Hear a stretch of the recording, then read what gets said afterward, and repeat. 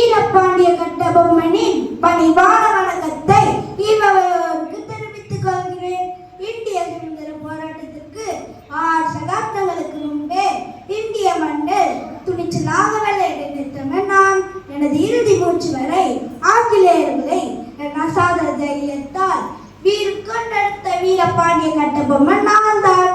என் மண்ணில் பஞ்சம் வைக்க வந்தவர்களே, எதற்காய் கேட்கிறாய் வரி? எங்களோடு வயலுக்கு வந்தாயா? ஏற்றம் வைத்தாயா? நீர் பாய்ச்சி நடுவர் நிலை கண்டாயா? அங்கே கொஞ்சி விளையாடும் என் குணப்ப